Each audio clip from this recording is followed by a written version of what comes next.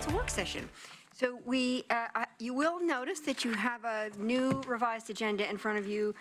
We're going to do the main topic, clear and objective standards first. My goal is that we wrap that up by 20 minutes to 7, so we have 20 minutes to talk about. We have actually 5 items. We have 2 resolutions. Mike has an item, Betty has an item, and Emily has an item. So, and John has an item. So we have a lot of items. Yeah. So, there we go. So, but with that said, let's carry on. Good evening, Mayor and Councilors. I'm Janessa Dragovich. I'm Senior Planner and the Project Manager for the Clear and Objective Update. To my right is Alyssa Hansen. She's a Principal Planner. We were here with you last fall and then again in the winter when we brought you preferred concepts and you advanced the project onto the draft code writing phase. Tonight we're back to bring you a project update as we now have draft code language prepared and ready to move forward to the formal adoption process. First, I'll give you a quick project refresher. You may remember that state law requires us to have clear and objective standards for land use application types that involve housing. So land divisions, planned unit developments, or you'll hear me refer to them as PUDs, conditional uses, and site reviews. The goal of the Clear and Objective project is to improve efficiency and effectiveness in our clear and objective process. We can achieve this by adopting changes that mitigate barriers to housing, increase efficiency and predictability in the application review process, and effectively address development impacts with our adopted regulations. As I've said before, improving predictability and ensuring compatibility are not mutually exclusive goals. Throughout this project, we have taken an and both, or rather all approach, looking for ways to remove barriers, improve efficiency, and effectively address compatibility. The Clear and Objective project was intentionally designed to allow incremental review from the public, Planning Commission, and Council. The diagram shows our project phases. We identified our key issues in phase 1, then came up with preferred concepts for addressing those issues in phase 2. Today we are at the end of phase 3 as we have the proposed code changes drafted to implement the approved concepts.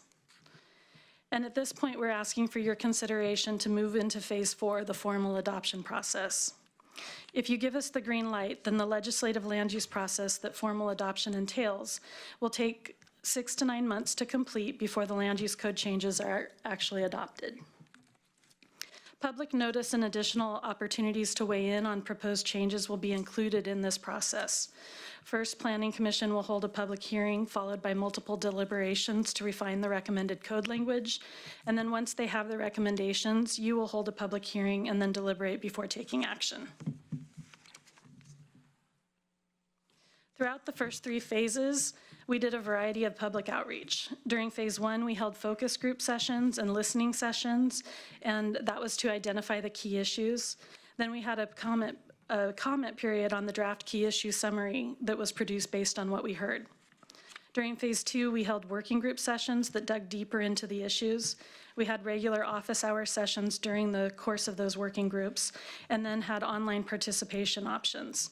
We also had a comment period on the draft preferred concepts report that came out of that work. During phase 3, we had comment periods on the draft code language for both batches, and I'll talk about those in a minute. During those comment periods, we also held additional office hour sessions. You've seen some comments regarding the public process for this project, and I would like to take us back to where we began in planning our project outreach. The chart up on the screen is a spectrum of public participation. The level of engagement has varied with the requirements of each project phase, as I'll explain. Throughout the process, though, we have been keeping the public informed about the status and outcomes through direct emails to interested parties, meeting with interested parties. We've had articles in the Envision Eugene newsletter, and by keeping our website up to date. Everything that we've done up to this point, so all of phases 1 through 3, has been a pre-process to gather input early on. It was very important to engage stakeholders before drafting the proposed code changes. This allowed us to hear from users of the code as well as from people affected by the outcomes of development. This project is tasked with trying to harmonize multiple community values: compact urban development, housing that is affordable to all incomes, natural resources, and neighborhood livability, to name a few. Based on the project's general applicability, its technical nature, and our directed timeline, the project was designed, and this is outlined in our approved public involvement plan, to consult with the public and stakeholders during phase 1. We did this by gathering that feedback and suggestions to identify the key issues through those focus groups and listening sessions, and then to involve the stakeholders during phase 2. This was the purpose of our 4 working group meetings, where stakeholders dove into the details and helped generate and vet possible preferred concepts for addressing the key issues. The Planning Commission, as at-large citizen volunteers appointed by elected representatives, is engaged at the collaborate level. We have checked in with the Commission at each project milestone. They helped identify preferred concepts. We look to them for guidance on the draft code language that's in your packet today, and they will further refine the proposed language before they make their final recommendation to you through the formal adoption process.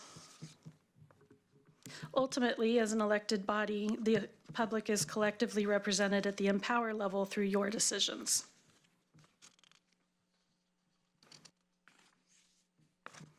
Before we go on, I also wanted to talk about the batch processing that we ended up using. Just as a reminder, last fall we split the recommendations and draft code writing into 2 batches. So as a reminder, batch 1 included all of the maintenance issues and the less complex significant issues, and batch 2 has the more complex significant issues. So for example, there's some topics like geotechnical requirements and tree preservation that are just more complex and or controversial. Both batches have been brought back together now and are ready for advancement. Of the 37 original key issues identified in phase 1, approved recommendations for 30 of the items require land use code changes. This includes a few action items that were also identified in the Housing Tools and Strategies project. After releasing each batch of draft code language for comment, we reviewed all the proposed changes with Planning Commission to make sure that they agreed that the structure and draft language generally hit the mark, based on the approved concept direction from phase 2. This evaluation recognized that there will still be time to refine the exact language as part of the formal adoption process. Most of the proposed changes were supported unanimously by Planning Commission in straw polls. A few of the batch 2 items generated more discussion, and commissioners provided considerations for us to carry forward. I'll describe those next, but first I just want to reiterate that the proposed code language is a working draft.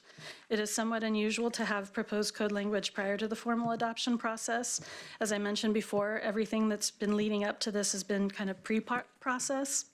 We expect to receive additional public comments and are continuing to evaluate the proposed code language ourselves for clarity, effectiveness, and unintended consequences. As a result, the draft language in your packets will likely evolve some more.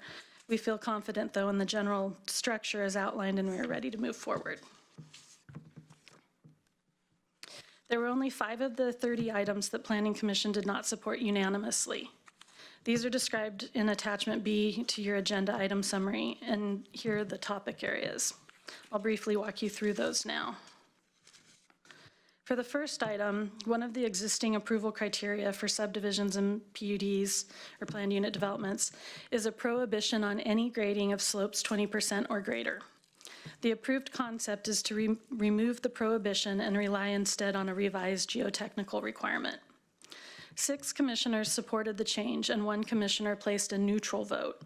This is because the commissioner had concerns around a new landslide hazard map that is proposed for adoption along with the geotechnical changes. There was some confusion around whether this map would mean that any areas would become non-buildable. To be clear, the map does not identify any areas to be non-buildable. The proposed map would be used to identify an existing risk factor and ensure that the geotechnical analysis addressed that risk. The state version of the map is already publicly available, and adopting our own version is just a way to include it in a clear and objective way so that we can adopt a tax lot layer along with it. For the next two items, 6 commissioners supported the changes. However, 1 commissioner remains not in favor of the previously approved concepts from Phase 2. That is, it's not that the commissioner had concerns over the draft language, but rather that they disagree with the direction in general.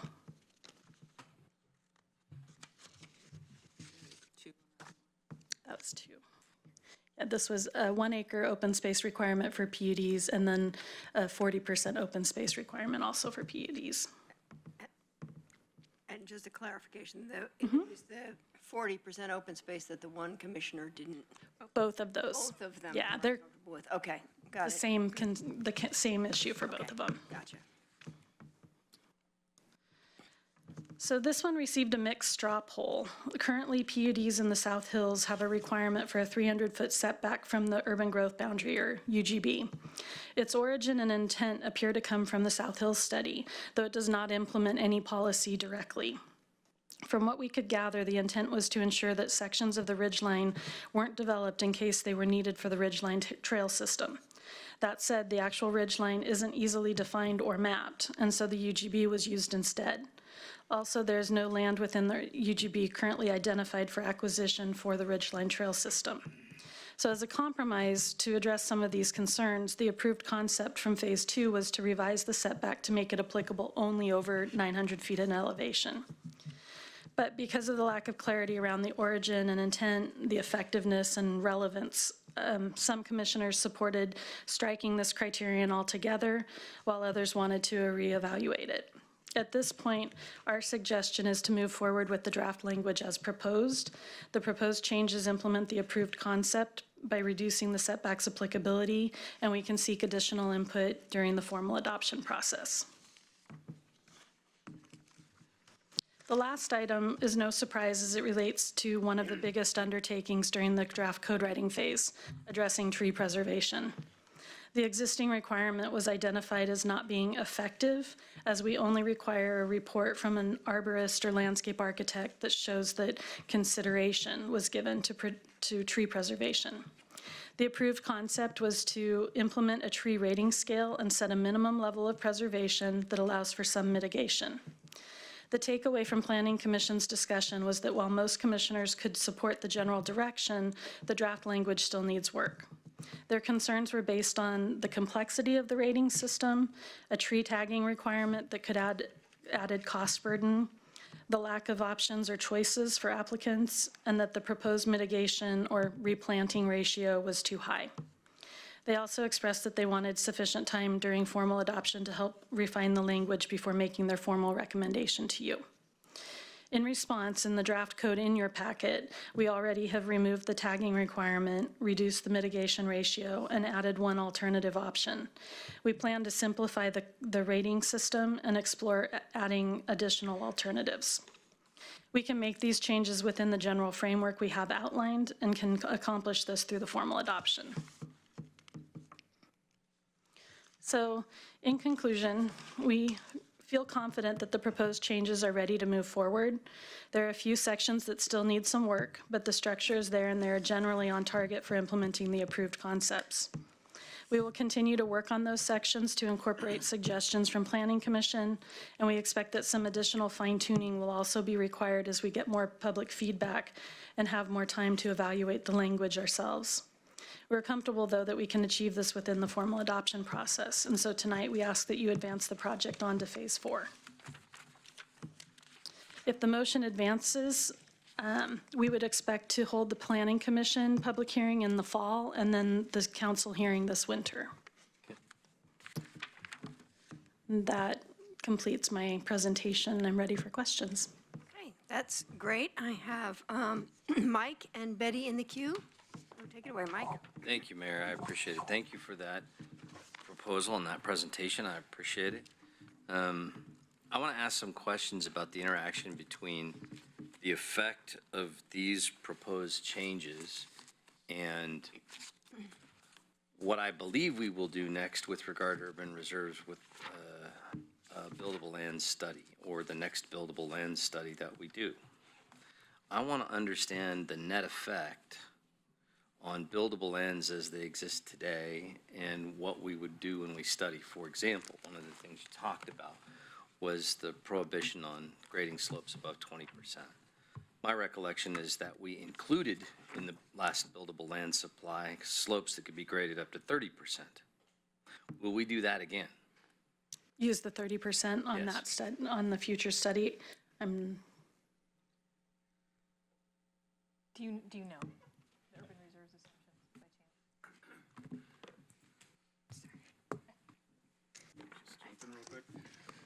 I'd say those are policy conversations that we would have at the time, that we'd look at the UGB. You know, if it turns out that expansion is needed. What I'm asking is the basis on which we'll do some of those things and how these policies will alter that, or what we've done before. For example, if we were to, as council, create a prohibition on counting any of the lands as buildable, since we obviously can't grade them above 20%, except under very special circumstances, and we don't count them in the buildable land supply, what's that net change from what we currently consider buildable? Yeah, boy, That's the kind of information I'm asking about. I'd have to think about the specifics of the question we're asking. It feels like that could be, well, there's so many hypotheticals in there, we'd have to kind of parse it out. And it seems like it could be a bit of analysis. Before we get to adoption, I'm very interested in the net effect on the policy choices we make for the next buildable land study we do. Because these are the rules about what can be built and what can't, in a clear and objective fashion. And if we're going to say we have all these buildable lands that can't be built in a clear and objective fashion, I want us to make that very plain to the public in the process of adopting those standards when we do it. So I'm going to want all the information I can about the interaction between the standards for clear and objective standards that we're passing and what it suggests as our policy choices the next time we do a buildable land study. Okay? Can I make one comment Sure. there? There's not a 20% prohibition on the discretionary track now. Right. And so this, in a sense, brings the clear and objective track more in line with what is allowed through the discretionary process. So it relies on the geotechnical analysis to determine whether or not a slope is stable enough to be built on, or what methods, so. And I'm hoping that that's going to be the conversation, the policy choice about the idea that we can consider things buildable that have a very narrow track of how to actually build them, and they're constrained so dramatically, whether or not that's an actual legal way to consider those lands buildable. I just want to make sure to get clarity, so the expectation coming back Sure. to the formal adoption process. So the proposal is to eliminate essentially you can, under the proposal, you can build on slopes greater than 20%. That's what the proposal is. And what dictates that is a geotech study that says whether the land is stable enough and what we would have to do to mitigate to provide the stability. And so what I want to make sure is that I don't know if we'd be able to come back with all the geotech Yeah. data to suggest whether or not a piece of My question was ability or not. My question was more policy directed than numbers directed for the exact number of acres. I'm not. And to clarify, you're actually talking about the next buildable lands Yep. inventory that we do, which I'm not even sure when we're scheduled to We do won't that be at doing this that as point. part of urban reserves? I think what we've said is we put in urban reserves, and then within the year, you come back and have a chance to set a new urban growth boundary. I will say that as part of any adoption process of code amendments that address housing, we do have to go back and make sure that we are consistent with our, residential land study that was recently adopted. So that's one thing we'll be making sure that we are consistent with that. I think for me, I think it's a great policy conversation. I just don't want to set the expectation that we will be able to go lot by lot based on geotech's information between now. We won't have lot-specific data by then? Not on a geotech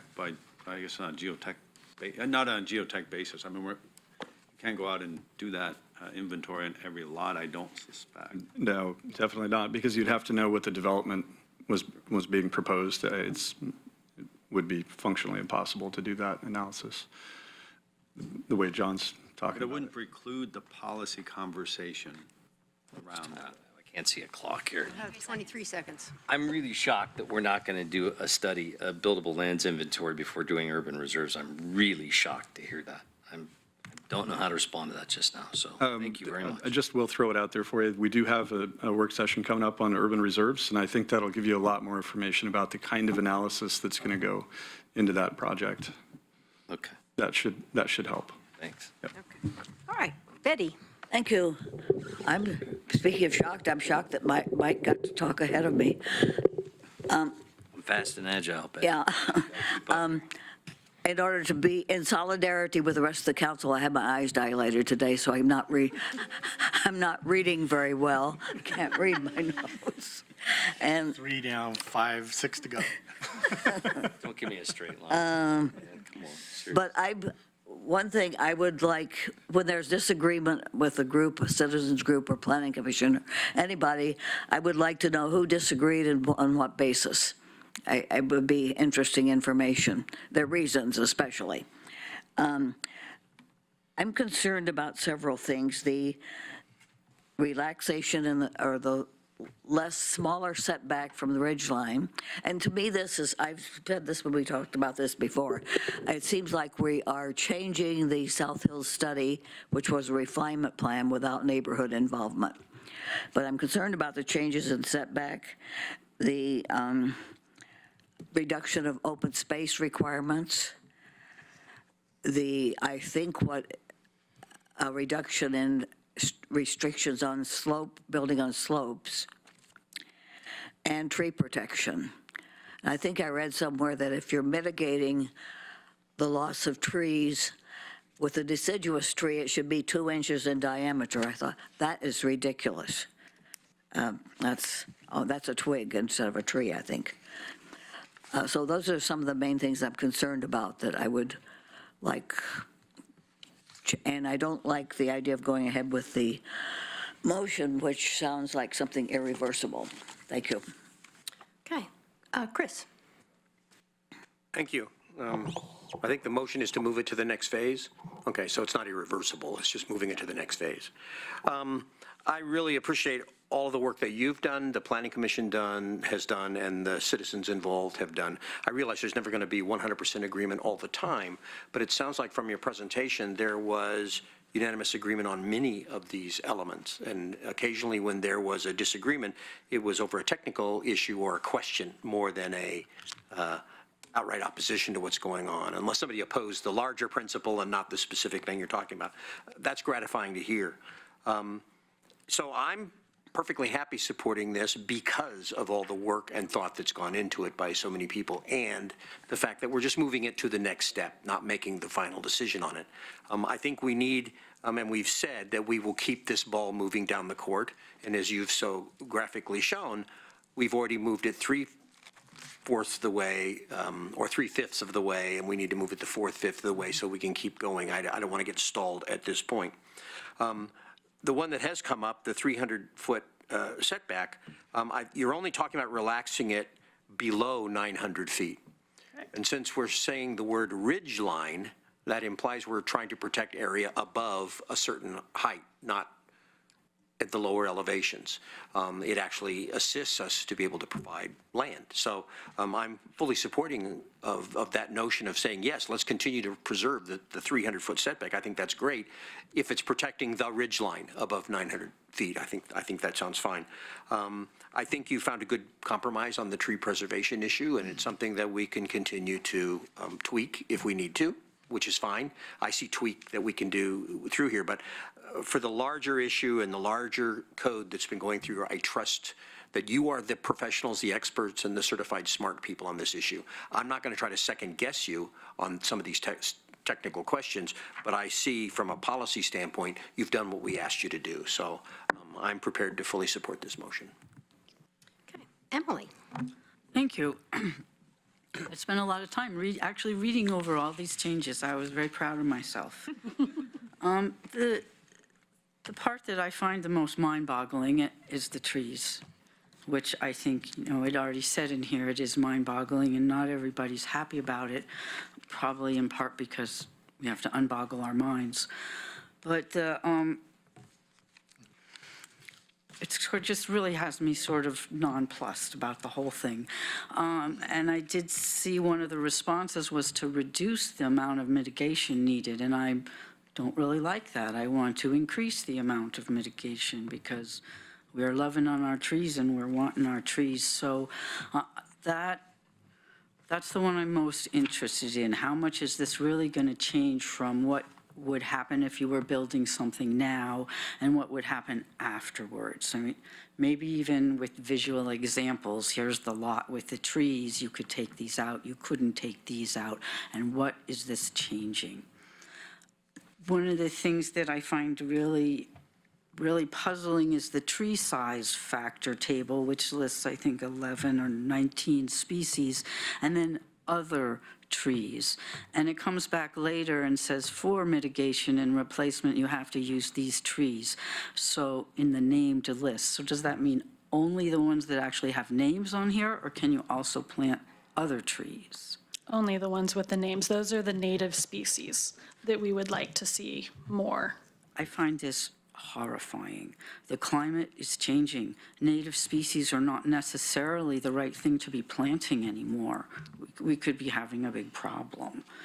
Could I point out, there are some tree species on there that are expected to do well with with climate change that's expected. So we did look at that to ensure that it's both kind of emphasizing preserving some native species now, and they won't, and as well as what we expect to do well, but that are still native. Like, there's a couple different varieties of pine species, for example. I just still really don't get it. Diversity is the key to survival, not getting towards more monocultures. And does this mean that if I want to build a house and I have to take down some trees and I have to put some new ones in, these are the only trees I can plant in my yard? And is that until I get to a certain number of trees, and then can I switch over to the kinds of trees I want? It doesn't prohibit you from planting trees that you want. It's only if you fall within the preservation requirement and you're mitigating for some of those trees that you pick those mitigation trees from the list. And then if you're doing above and beyond that, then you plant whatever you want. And to be clear, this wouldn't just apply to, it's anybody's individual single-family home. These would apply to subdivisions, planned unit developments, site reviews, and conditional use permits, which can range from a small lot to a very large lot. So we had to think about that as well. A small lot may only be removing a couple of trees or only have a couple of trees. Large lots can have thousands, and so trying to also kind of balance those needs as well. Well, I really want the list to be longer. That's way too small. And I am concerned about the open spaces and the slopes, but this tree thing, I just think it needs a lot of improvement. How about that? And then the invasive species, I know a lot of these trees, but does that mean we can't plant pear trees anymore? No, it just means that if any of those tree species are existing on the lot, then they're not counted as existing trees for preservation, because they're ones that we consider invasive and would prefer not to have. It doesn't prohibit people from planting them. So if I have a lot and it only has these bad trees on it, I can cut them all down and not have to put any trees on it again. Hypothetically, yes, if all of the trees were from that invasive species list. That has to be changed. You can't take a lot that has 10 trees on it, and just because you don't happen to like that they're birches and pears, you can cut them all down and not put any trees. So I really want that addressed. Thank you. Okay, Alan. Yeah, this is an enormous amount of work that we've gone to get to this point. Very good presentation, by the way. It's very clear. I was listening to it on the way in. And it's an enormous amount to digest. I actually read it all as well. I can't say I've absorbed it all. And I'm only semi-comfortable with the notion that this is along the way, getting towards a formal one. So these aren't formal words yet, but they're the draft words, and draft words tend to be 90+% what we end up with. And so the question I have is really around the timeline of this. Is there an urgency that the council adopt these tonight, or can we sit with them for a little bit and mull them over again? And that's question A. Question B is, there were a couple of things that the Planning Commission disagreed about, one of which is the tree thing. Sending it back to the Planning Commission for, and they even asked for this, wouldn't that be more prudent than just going out with it right now and then coming back with their look at it with some more council input, and then they come back with some other draft language and then go out with it? And there were a couple other things that the Planning Commission said. With regard to the specific tree list, so this only applies to areas where the tree permits would apply, right? It's not every place in the city, or the tree, what are we calling it? The tree preservation part of the code would only apply to certain parts of the city. Well, it's only going to apply when there's a land use application, like a subdivision or a conditional use permit, site review, or planned unit development. So in those cases, and when they choose the clear and objective track, then these standards would apply. And within the structure of the tree preservation, there's different requirements based on where in the city you are, mostly to give special attention to the South Hills where we see more tree preservation issues, and we have the South Hills study that we need to stay consistent with. So the higher elevation you go, we raise the mitigation or the preservation requirement. And if I could just really quickly clarify, we're not asking to adopt this language tonight. We're asking to be moved forward so that we can go down the formal adoption process, but it is expected that we would go back to Planning Commission, hold a public hearing, and then work through probably several deliberations with them to keep refining this code language. The tree section is going to be the one that gets probably the most work. I understand it's not adoption of it, but it's moving the draft language forward. I usually like to move things that are fully baked forward instead of half-baked. So I'm not sure I'm prepared to go all the way to where you want us to go today. And so back onto the tree thing. So this only applies to new developments that are planned unit developments or clusters or redevelopment of existing lots that do these kinds of planned unit developments or cluster homes or things like that. So it's probably 97% of the city. This doesn't even apply. This only applies in those areas. As far as all the invasive species list, there are some really awful things on here that need to be eradicated in this area. They're not supposed to be here. They take over. They kill native plants, and they're not. And they don't. They need irrigation. They don't survive as well as native plants. So I fully agree with the invasive species and the types of trees that we want to promote or encourage. But I do think it needs to go back to the Planning Commission for some more work. Even they said they wanted to do that. So at this point, I'm kind of leaning towards having them do some more work on it and coming back to us, and then sending it back out as a fully baked package. Okay, Claire? Thank you. So where did the Planning Commission indicate they wanted to work on this more before we move forward with the process? They felt comfortable that if we moved forward with formal adoption, that we would be coming back to them before we go to public hearing. They gave us a lot of considerations or a lot of concerns to take into consideration around the tree preservation standards. We've already addressed some of them, but we still want to do more. There wasn't enough time to do it between their deliberations or their work sessions recently and this meeting and getting the agenda packet out. But we all felt that we could do that, come back with changes that reflect what we talked about with them already, and then further go through the code closer as we're going through the formal adoption. I'm curious if the fact that we're getting our packets 2 weeks ahead of time contributed to that challenge. I'm not sure that I like that. Actually, I know other counselors like it a lot, but for me, I do worry about the impact it has on the staff work, and I'm not sure that the benefit to us outweighs that challenge. So I'd be happy for us to reconsider that as a council. Okay, well, that's helpful, thanks. So I agree with Chris. I feel that we should move these recommendations forward to the next phase. As you have explained, the Planning Commission will have real opportunities to dig back in and have a public hearing and hear from the public. I really would like to hear from members of the public about their reactions to these proposals, because I feel we haven't had that input. But I also agree with Emily. I think the tree standards are challenging to understand and kind of comprehend.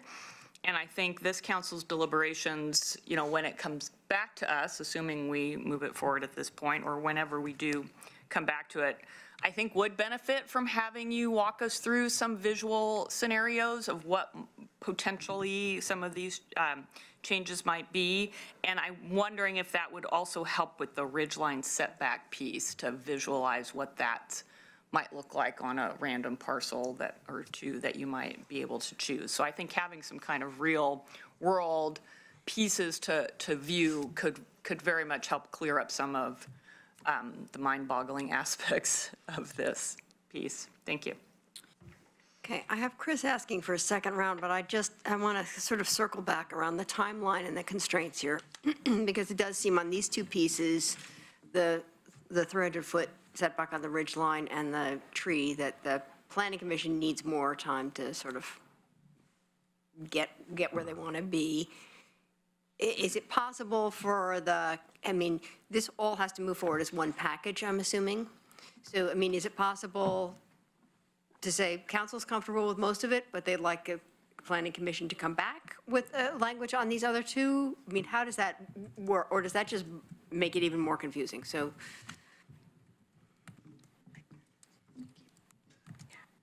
There's no legal requirement that keeps it all together, but I would say for practical reasons, efficiency, effectiveness, and balancing all the many things involved, it makes more sense from our perspective to keep it together. I like where you're going, but I think once you bifurcate it, it makes it a little more challenging.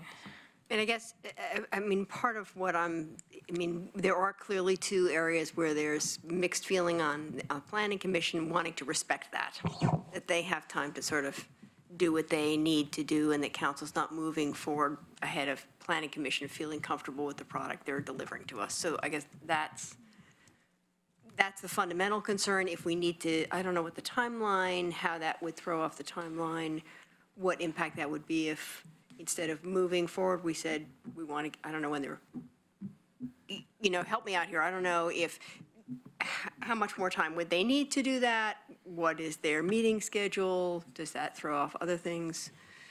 As I think about the timeline, one of the pieces I think that would be helpful, if at the end of the conversation, there's only one or two or three specific items that you need more work on, it'd be good to know that those are the ones that need more work. So we're not going back and trying to work on all the items, but everybody says, these are good to go. Here's the couple items that something else needs to be done with. And then we can just focus the energy on that and bring it back as a total, and the expectation that now all those others aren't going to now become another conversation. So that would also be helpful. Right. Yeah, I'm not having the sense that people feel like they need to dive into the whole thing, but there are a couple of items that were clearly troubling to Planning Commission, and so I'll open that up for Chris, comments? Yeah, in fact, you kind of teed that up really well. Whether we approve tonight or not, what I'm hearing is there's a couple of items, I don't think it's all of them, but there's a couple of items which feel like they're not fully baked, want to kick it back, want to have some more work done on them. And so the thing that occurs to me is if we want to kick it back to have some more work done on, it would be in your best interest for the policymakers to indicate which parts they would like you to work on.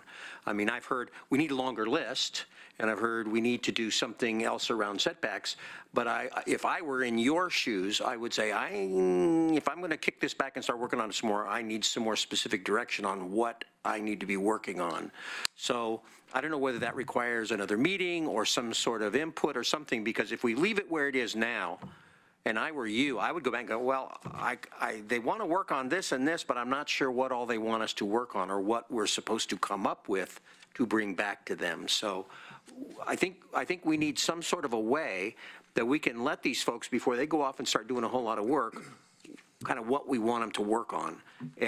And I agree, it's a couple of areas, but I think we should be a little bit more specific about the work we want them to do in those two areas, especially around trees. Because I've heard interests, I've heard some frustrations, some feelings, but nothing concrete that you can go back and work on. And I think it would be helpful for us to give you a little bit more direction in terms of what kind of work we want you to do. If we want you to come up with language that when you bring it back, we go, oh, yeah, that's exactly what I meant. Because I don't want to have to do this back and forth 2 or 3 times. It's kind of like, well, let's try this. You bring it back. You haven't quite got it. Go back and work on it some more. Here, what do you think about this? Nah, it's not quite. You need to go work on it some more. I think I want to do that once, and I want to give you enough direction that you go back and you do it the way we want it one time. So I don't know how that works, whether it's another work session or we just provide you feedback or what. It could be feedback or whatever, but I've heard dissatisfaction, which is great, but I would want that dissatisfaction to be more specific so you would have something to work on to mitigate it. You want to speak to that? Yeah, if I could speak to that. One thing is that part of why we feel confident that we're ready to move forward to the formal adoption process is that Planning Commission also felt comfortable that we were at a point that we could move to formal adoption and that they would have time to do that. They were just sending the signal to us and to you that they want to make sure that they have as many deliberation sessions as necessary to work through these, most primarily the tree preservation requirements. We can also, even if you move us forward to formal adoption, we can meet with them for a work session before we do the public hearing. So I think that even moving us forward, we can still address some of these concerns around giving Planning Commission more time to kind of chew on the issues. And I definitely appreciate what you're saying and would like clear direction from if there are specific things to change in like the tree preservation standards, like if the council wants us to have a preservation requirement triggered, even if they're all invasive species, something like that would be very different from what we have in there, so. Mike, go for it. Thank you, Mayor. I'll respond later. I just want to remind my colleagues that when we passed the UGB in the summer of 17, it was with an amendment that we wanted this clear and objective standards piece done within a year. And then we passed it on to the county commissioners for co-adoption, and theirs was even a much stronger vote and sentiment than ours. The clear and objective be done within the year. We then said, well, we meant that we wouldn't, start counting that time until it was actually past all the appeals at the state, so we didn't start the clock till January.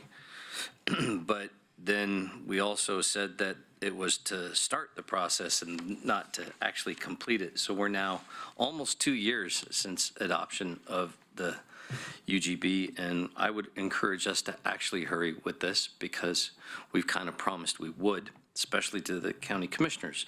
Number two, I would suggest that, forgive me for not remembering the reference right, but isn't it 1051 that mandates this? The clear and objective standard track? Well, Clear and objective has been part of state law for a long time. That provided clarity that all housing is entitled to clear and objective, not just needed housing. So we have an obligation, much like the other things that we've talked about with regard to state law, about our need to get it done, to comply with state law. Don't we have kind of an obligation to finish this stuff off pretty quickly to comply? Well, we have a clear and objective track, so we do comply with state law. The one minor maintenance change in here would be to change that requirement from making applications prove that they're needed housing, to take that away, because all housing is entitled to it now. But that's not really a barrier now. That was my point, that all housing is entitled to it. Thank you. Alan? Yeah, well, one of the benefits of all this is that we will get rid of that phrase "needed housing," and change to housing with clear and objective standards, because that is so confusing to so many people. I can't believe how many people have said, this is not needed housing on a particular type of, and this really applies to all housing. It has nothing to do with whether or not we need housing. We need housing. It's not whether or not this particular PUD is needed or not. So that's a big, huge, giant benefit. I would feel more comfortable with a very short list of things going back to the Planning Commission, then brought back to council, and then we move forward. And I don't think that really impacts the timeline very much. The issues that I think are controversial are the tree preservation one, and council can kibitz and provide the Planning Commission and staff with other comments they have via email. The 300-foot ridge line setback, the 20% slope one, and then the one I'm not so sure about was another one that the Planning Commission didn't have unanimous consent on, which was the 1 acre open space. That, the one commissioner that voted against that, their issue was, again, you said it before, but I can't remember. On both of those requirements, they just would prefer to keep both requirements. Their position from the time that we were looking at preferred concepts was to keep both, to keep the existing requirements. The new change might water it down, that kind of stuff. Presumably. So those are the four things that I would want to see brought back to us. So I can make that a motion. Could I get clarity on the 20%, what the change on the 20% slope? It was Mike's issue. We had a little bit more clarity on Mike's issue. On the buildable My lands? issue was really more about how we count buildable lands, which I've learned is less significant now in the future. So, Well, we need, yeah. It's not the specific language, but it's about the context in that particular issue, I think, that would be brought back to us. Before you make a motion, let me let Betty comment, and then we can, and Emily. Thank you. I think those are the same things I was going to mention, except the open space requirement, and you added that, right? Yeah. Open space requirement, but my concern about the slopes is relaxing the requirements that you not build on steep slopes.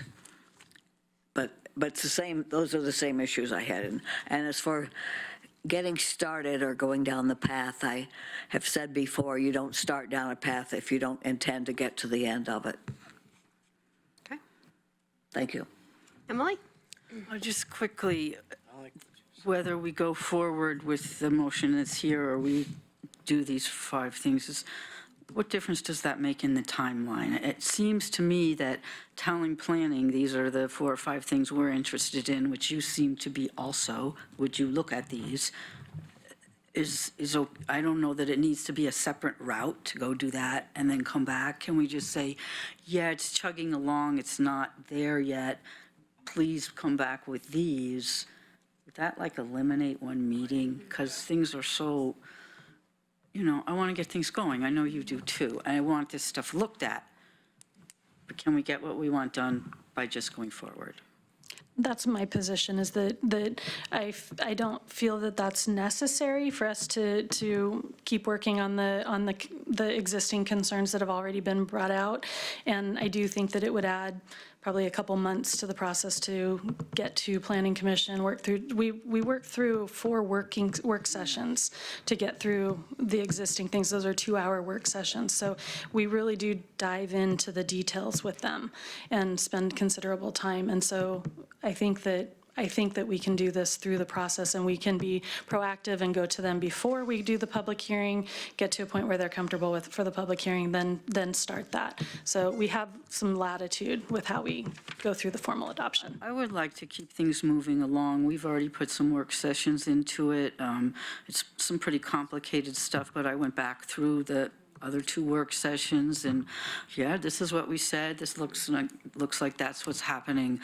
So much of it is just changing the language, so that's not very hard. I'm in favor of going forward, realizing that it's going forward with some more work happening. Thanks. And thanks for all your work. I know this was a bunch. Okay, Alan. I'm not sure how that works. So we move this forward, and then the Planning Commission says, okay, there's these 4 things that the council wants more input on. Say we make a motion that says we want move it forward, but Planning Commission work on these 4 issues. Then what do? If they move this to a public hearing, the language that they're moving to a public hearing is the language that's in here.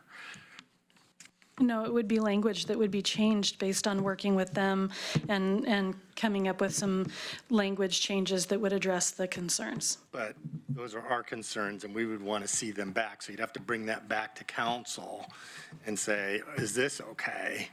And then you'd go to a public hearing. So I'm not sure what the difference is here. Can I, Because if those 4 things have to be are going to be reconsidered and new language brought forth before we go to a public hearing, I think the council wants to see the new language. well, so there's 2 ways to get it.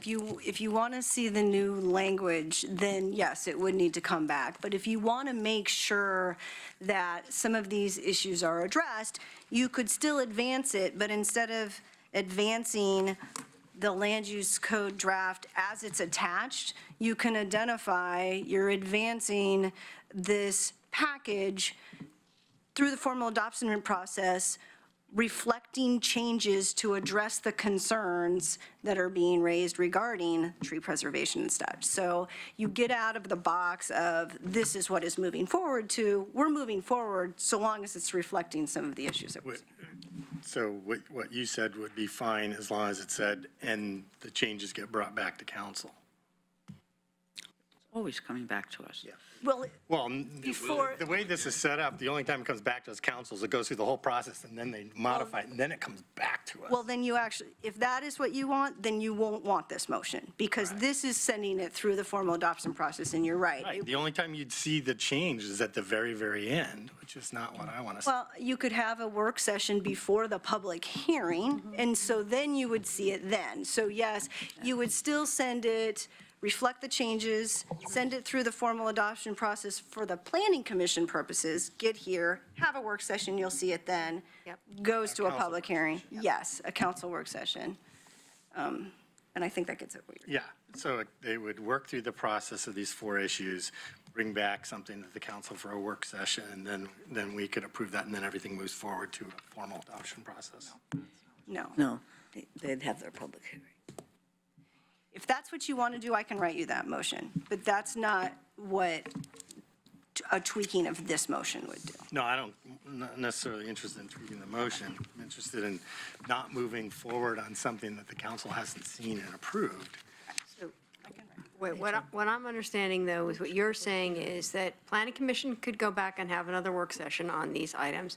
That new proposal from them on those 4 or 5 items would come back to us in a work session before it went to a public hearing. So you would get a chance to look at that language, right? Okay, so we're talking about 2 separate public hearings. There's a public hearing in front of the Planning Commission. Right.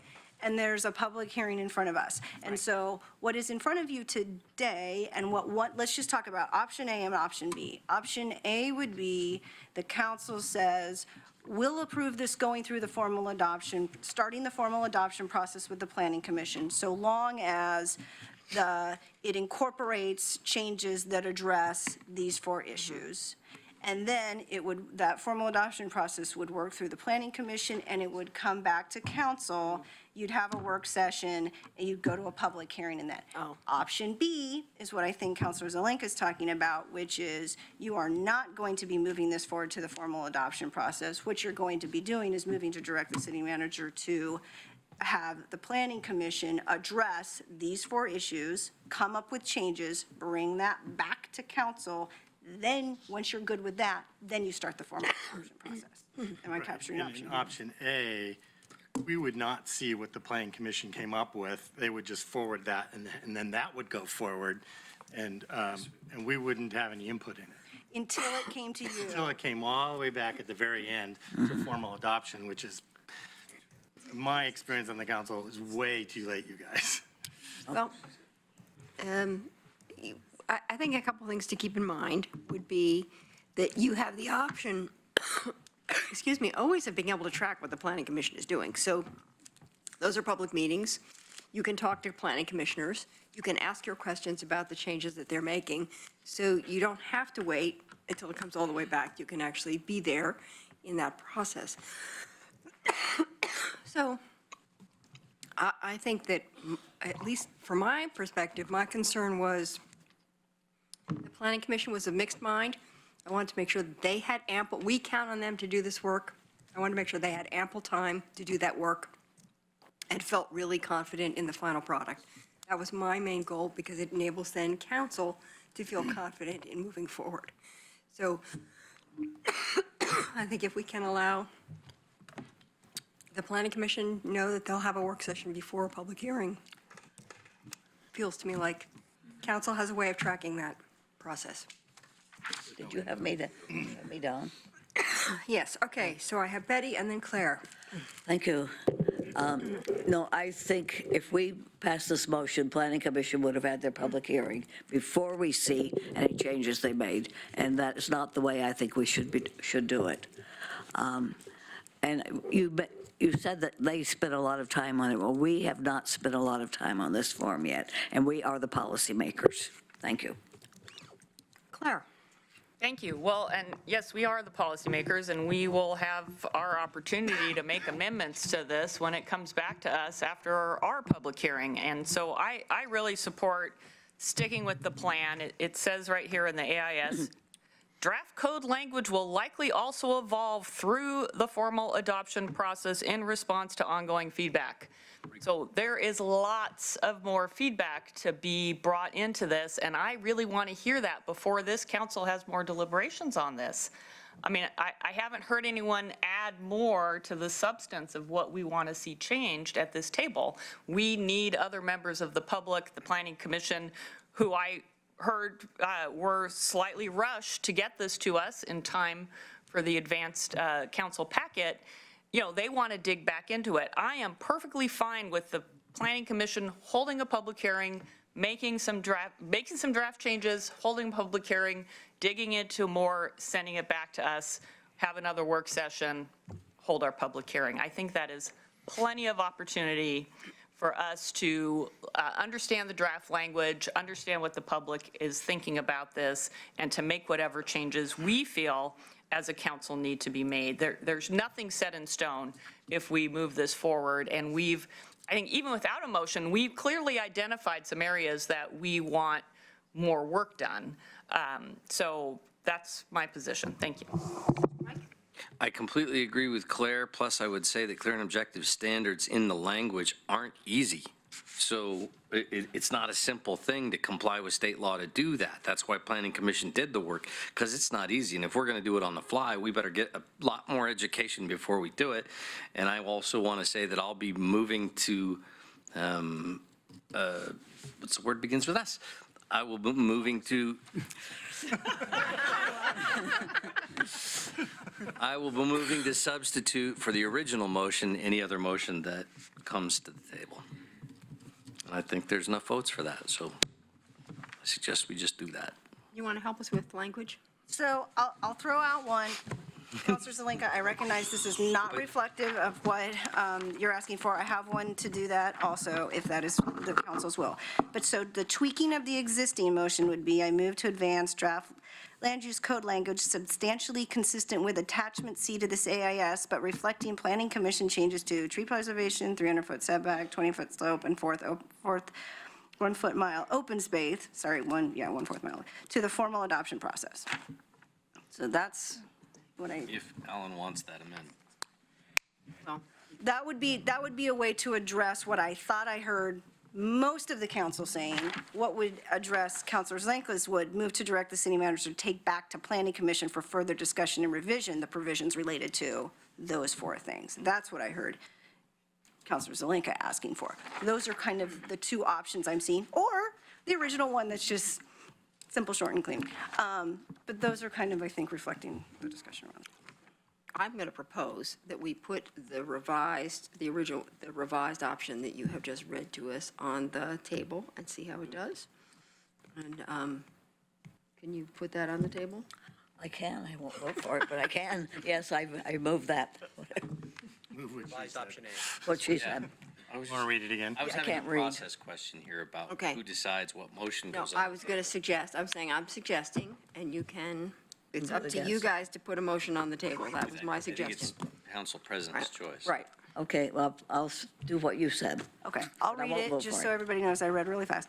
And I think I'm going to say, I'm going to change one word too. I move to advance draft land use code language substantially consistent with attachment C to this AIS, but also reflecting planning commission discussion regarding tree preservation, 300-foot setback, 20% slope, and fourth mile open space to the formal adoption process. Second? Quarter mile, sorry. Was that your motion? Yes. Second? Okay, any further discussion on Vote this? for it. All in favor? 1, 2, 3, 4, 5, 6. Opposed? 2. Okay, so it passes. That's where we are. Thank you very, very much. It's such complicated. Yes, manager. One thing that may be helpful is sometime between now and the next time you have your work session, maybe we'll have a work session on urban forestry and get some of their perspectives on There you go. why because they're engaged in this conversation about species and climate change, all that kind of stuff. And so it might be helpful just to have them provide their perspective as you think through that. That's an excellent idea. I would like that. We have a forester who's happy to hear that. Okay, great. Thank you very much. Very good, excellent presentation. Okay, we delayed the committee reports and items of interest in order to have time for this, in order to allow Alan to get to the table for the resolutions. But I think I'll start, Betty has an item, and Mike has an item, and we'll do those two first, and then we'll work our way through a couple of other things. So Betty, go for it. Thank you. This is about the 5G apparatus that are being installed. People are really upset about not even being notified when something is going to be put in front of their house. Like, there's one person who has 20 feet from his front door, this huge box. I had been told before that they were small boxes, but it's huge and ugly. And he said, why don't they at least notify people? They not only don't ask permission, but eWeb is installing these things without even telling people what they're doing. And they find out afterwards, there's that thing in front of the house. So I wonder if we could have any influence on this, or if we could somehow stop giving permits. Okay. Any comments? Hang on. So you want to comment on this? Yeah, I just want a clarification. eWeb isn't really installing these things. This is, private industry that's installing these boxes that are on these eWeb vehicles. phone poles, correct, or no? Can you explain the process? Not to put you on the spot or anything. There's probably a couple of things I can contribute to, and Catherine might be able to contribute. I don't believe we can stop permitting. The question around requiring adjacent property owners to be notified, we can take a look at that. I don't know that for sure. And my understanding is eWeb themselves aren't actually doing the installations. They are probably contractors with whatever cell company is installing them. So if it's AT&T and Verizon, they contract with a local vendor to install those. So Says eWeb on the vehicles. I don't know what eWeb's role in that. They could be inspecting it, they could be doing something else, but the actual physical infrastructure, I'd be really surprised if they're actually doing the work. Okay, and that is a perfect segue to Mike's item. Thank you. I love a good segue. I move to direct the city manager to schedule a council work session on the 5G issue Second. with the following focus. Our our understanding of our requirements under the FCC, as well as our local options, and certainly more, as much clear scientific information about the health and safety related issues as can be brought to council. Second. Any discussion of that? Greg? Can we add to that, just kind of a friendly, so that we can get kind of an overview or a scan of what other municipalities around the country are doing with regard to 5G? In particular, I'm concerned about maybe some misconceptions or misperceptions around specifically what other municipalities are doing legally, either to permit these or to not permit these, and what their obligation is in relationship to the FCC, because what applies to one municipality in California or another municipality in Oregon or Washington would also apply to us. That's what I would naturally think would be the case. I'll accept that friendly, even if it is a Russian hoax conspiracy, but okay, yeah. Yes, sir, I'll accept that friendly. Okay, all right. Okay. No, I have a question. I will too. Sorry, Emily, go for it. This is just a process question. I thought we had to put out a work poll, Right. but now you can have a session Well- by items of interest Well, asking. I just allowed. We can make any motions under items, and I just went straight Right, to the deal right. because I couldn't get it Because we were done. waiting for this work Yeah. session to happen, and Mike just asked if he could just do it under items so that we would just get it done. So I have allowed that. It's not the standard order of business, I realize. Okay, thanks. Any counselor can make a motion under items on anything. Don't give her Just saying. All right, any other harder questions or concerns about that? Always encouraged. Okay, it's not, yeah, it's probably not the ideal way to do it, but in this. Practice, it wouldn't become Getting a practice. second ain't that Right. easy. All right, all in favor? 1, 2, 3, 4, 5, 6, 7, 8, excellent, okay, there we go, thank you very much. All right, Emily, you have, your first piece about the HRC, if you want to address that first. Yes, I have a motion to reopen the Recruitment for Human Rights Commission. We have 4 openings this year, which is quite a lot. And we did not have very many applicants. 2 actually withdrew, leaving us with even fewer. And of those applicants, only 1 has so far received enough votes to have the possibility of being appointed. So the commission has asked me to ask us to reopen the application process for 1 week. We still have enough time. That would be pretty quick, but they could apply, we could read and interview before our deadline. It's an important commission, and it's important to us that we have a variety of people to choose from, backgrounds, attitudes, and everything else. And so right now, we haven't had enough applicants to get enough votes. The people who have already applied will still be in the running, so we just would like to have a bigger pool. And I'll make a motion. Only 1 week? Well, we discussed 1 or 2 weeks. I would amend it to 2 if you like. I just would prefer to get things moving. Yeah. So our schedule for adoption or appointments is for June 10th, right? And so we did 1 week, that we could still get that in and do it then, or we could take a little bit more time, get a little bit more. I mean, the problem was we didn't get enough people that were, that we wanted to move forward. So if we short circuit the process, we're likely to end up with the same result. I Get a know little more time, it might be, and do it separately. the present chair has told me that he has been actively punching people, tapping people to do this. But I'm totally fine with 2 weeks. I just, I'm kind of in this mood where I want things to move forward. Is it problematic to do it in two rounds like that? No, I think the piece is finding the time to do the interviews. Yeah. And that's so, the other hard part.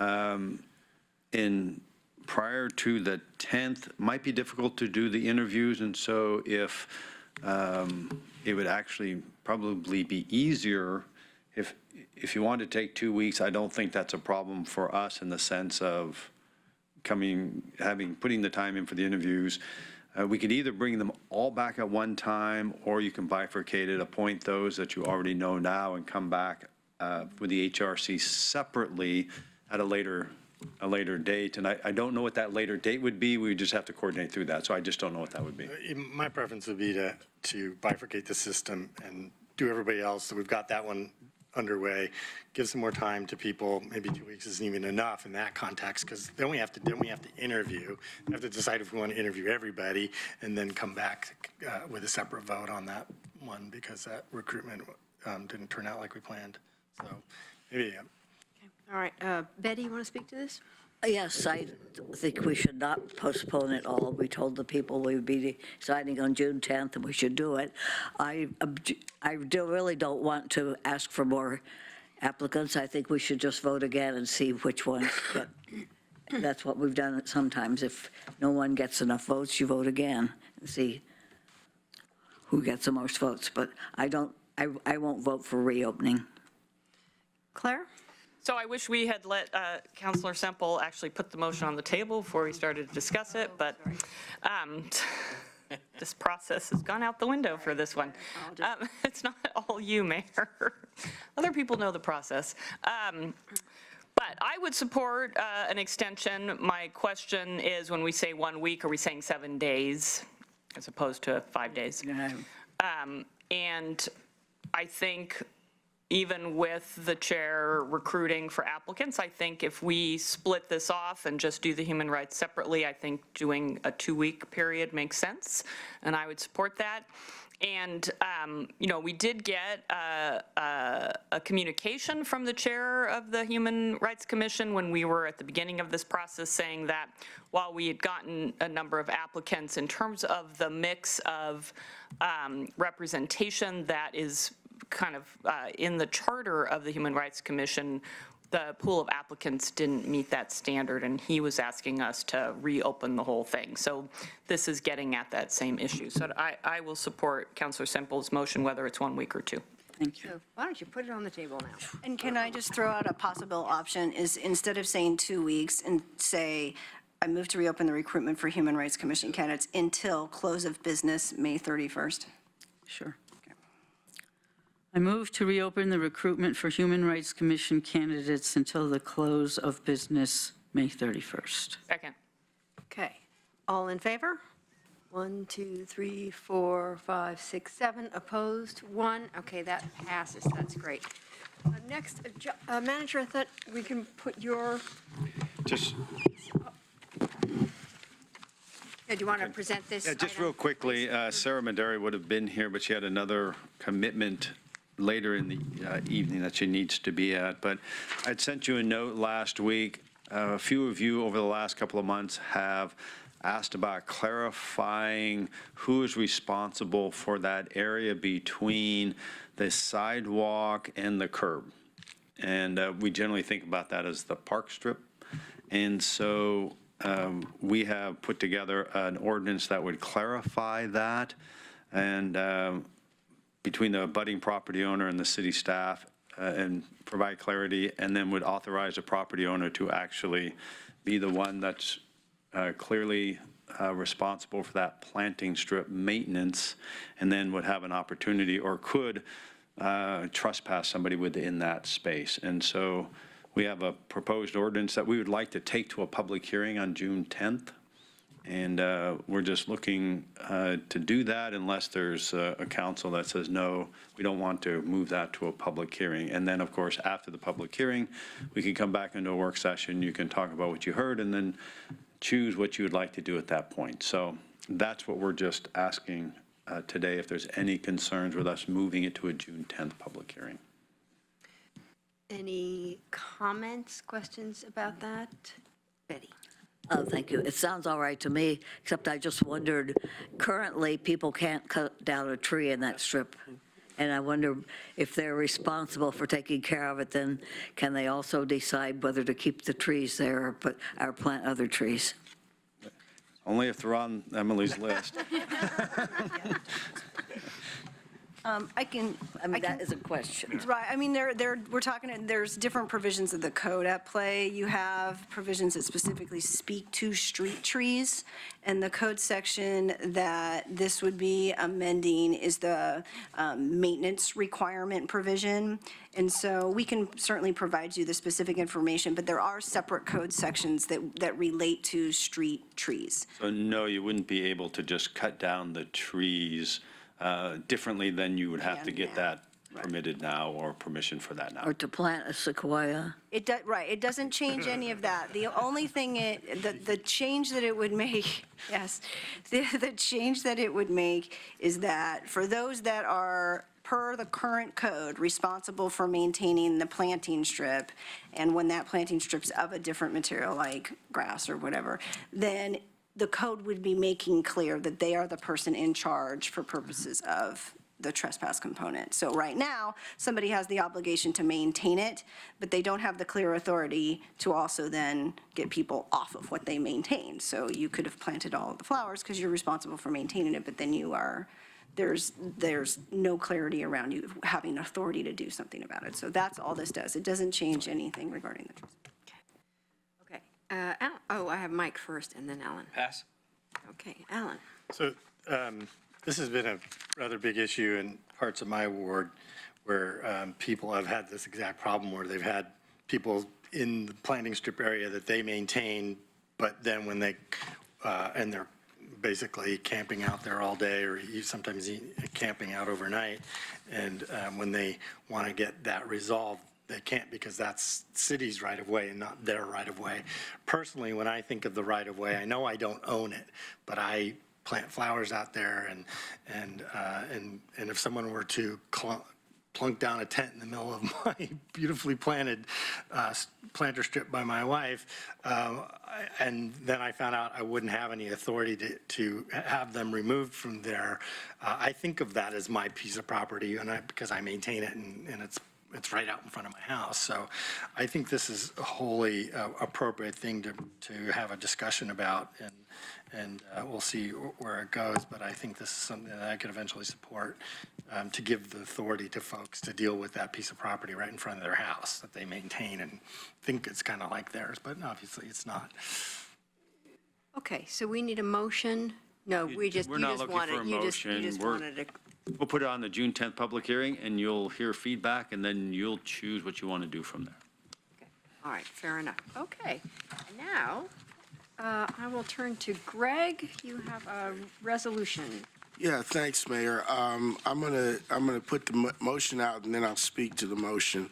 I move to adopt a resolution calling for support of the Juliana versus U.S. youth plaintiffs and the science-based climate recovery plan they seek. Second. Okay.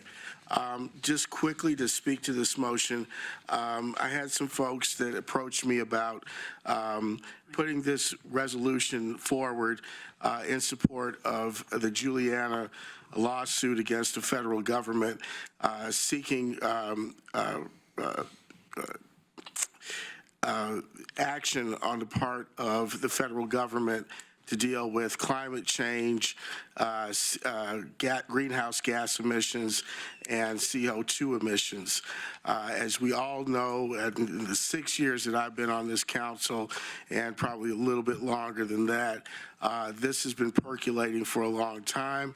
I think that this is the lawsuit is very much consistent with this city's position around greenhouse gas emissions and climate recovery, and I think it's appropriate that we support those young people that are suing the federal government to make sure that that the federal government is taking substantive action with regard to the effects of greenhouse gas emissions and CO2 on our climate and the effects that they have currently on our lives, as well as the lives of our young people in the future.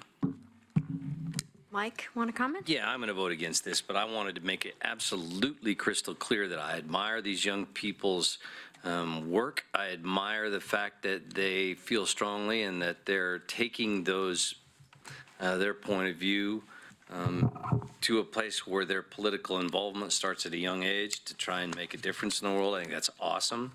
I think some of them that are very young, I think it's a little unfortunate, but the way this has turned out, but I admire their efforts on behalf of something they have as a deeply held belief. I think Professor Mary Wood's trust doctrine is absolute legal nonsense, and I thank God that the United States Supreme Court is composed the way it is, and it doesn't have a chance in the world. So I think that the negative effects of her trust doctrine on our legal system would be huge. So I think it's nonsense, and I'll vote against it. Chris? Thank you. Whenever I have a resolution like this, the very first thing I do is I go to the therefores. Because all the whereases are great, they're descriptive, whatever. It's the therefores that say this is what we want the city council to do.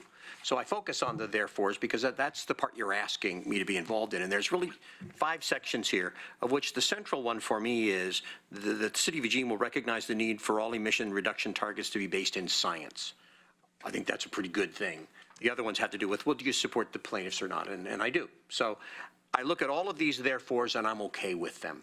And the reason why I'm bringing that up is when we get to the next one, the therefores take 2 pages. And so it will be a different conversation. So I'm happy to support this one because I see the therefores as being something I can be comfortable with. Any other comments? All right, all in favor?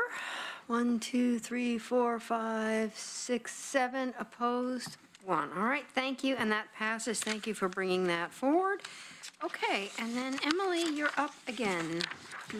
I move to adopt a resolution calling for the federal government to pass a Green New Deal. There's a second. This came from Serena Orsinger, one of the South Eugene High School Earth Guardians 350. This is part of the Sunrise Movement, which is working to get city councils around the country to support the Green New Deal. So climate change, as we know, is a catastrophe affecting both our economy and our environment. And as we know, working on our own CRO, every little bit of carbon reduction helps. And we're seeing the increasing effects of severe weather and fire. It's affecting all of us, but it does tend to affect lower income and marginalized populations the most. This is an effort to have a national mobilization to work together, to think globally and act locally. And there are the therefores, the locally efforts to expand renewable power, upgrade buildings for energy efficiency, eliminate greenhouse gases, become a leader of green technology, and would diversify economics away from fossil fuels, support workers and the planet. It would give us a chance to work together to improve our economic security with jobs and also to save our planet. So I have brought this forward on their behalf and I support it. Okay, Claire, and then Chris. And Mike. And then Mike. Well, thank you. Thank you, Councilor Semple, for bringing this forward. I think even though it's a big, hairy project, I think this resolution lays out pieces in a way that makes sense for a city council to be weighing in on. So in addition to the obvious things around greenhouse gas reduction and the things we need to do to address climate change, I'm particularly interested both as a person who works for a labor union and a member of a labor union myself on the pieces that talk about strong enforcement of labor, workplace safety, and wage standards, recognizing the rights of workers to organize and unionize free of coercion, intimidation, and harassment, and the creation of meaningful quality career employment. I also really appreciate the section that talks about a just transition for all workers. I think that's one of the scariest pieces of looking at dealing with climate change is how are we going to ensure that the changes that we seek to make don't fall hardest on those who are already carrying the largest burden. And then there are other parts of it that speak to protecting and enforcing the sovereign rights and land rights of tribal nations, and also working to mitigate deeply entrenched racial and regional and gender-biased inequalities in income and wealth. I think these are very, very important goals, things that we grapple with all the time as a city council, and I think it's right that we make a strong statement about we expect the federal government to be doing these things as well. Thank you. Chris? Thank you. I agree with everything that Claire just said. As I mentioned before, this is almost 2 pages of therefore, so it's what are we being asked for? And the discomfort I have is in supporting the resolution before we've had the chance to talk about it. There's a lot of things in here that I very much want to talk about. We've talked about some of them in work sessions about climate change and some other things, but there's other ones that we have not exchanged one single word on as a council in a work session. And so I can't support a resolution about a subject we have never talked about. I mean, it's just uncomfortable for me. So I could see myself being absolutely supportive in principle to everything that's here, but I can't commit myself to approving a resolution around subjects, a number of them here, that I dearly want to talk about but have not yet had the chance. So that's the only reason that I can't see supporting it. Mike? Thank you, Mayor. There's similar to Chris, there's several broad overarching ideas captured in here that I could support in more specific conversation, but there are some that are frankly nonsensical and would, I and a few million of my friends would probably fight very, very strongly and defend with our lives, seeing our country change that way. So, nah, I couldn't support this. Any other comments? I will just throw in my thoughts on this, which is that this is clearly an aspirational document, and that it is perfectly fine to aspire to things that you haven't yet done or talked about. I mean, that it becomes a target. It gives us, in a certain way, a way of saying, oh, we haven't talked about this. Maybe this is something we should be talking about. So I think it's okay to put your reputation out there and say, this is important enough. We're going to sign on to it, and by signing, we're making a commitment that we will have some of these other discussions. So I'm feeling like it's okay to sign on to something that's clearly everyone knows is aspirational. Alan? Yeah, I was going to say something similar. This is a very aspirational document. And while there is 2 pages of be it therefore resolved sections that, and I read through all of them, and I didn't necessarily have a problem with them on their face, but the devil's always in the detail. And depending on whether or not how they specifically came out and what they ended up exactly doing would influence whether or not I supported each one of these individual things. But as a package, I get the sentiment of what this is trying to do. I get the direction that it's trying to do and aspire to. And I'm not going to quibble about every single one of these things. It's not the way I write resolutions. I think simpler is better, but I'll support this because I support the sentiment of where it's trying to go. Okay, any other comments? Mike? As a counterpoint, I would just say, I agree with several of the sentiments too, but there are some specifics in here, and let's not be confused. There are several folks advocating this at a national level who aren't advocating it as a generality. They're very specific, and they're very sincere about making broad-scale changes in the nature of our economic system in our country. So this is not a light and transient thing just to say, gosh, we'd like to support them doing that. I don't think it is. Fair enough. All right, all in favor? 1, 2, 3, 4, 5, 6 opposed. 1, 2, did I miscount? No, I got it, 6 and 2, got it. So it passes. Thank you very much for bringing that. And right on time, we are adjourned until 7:30.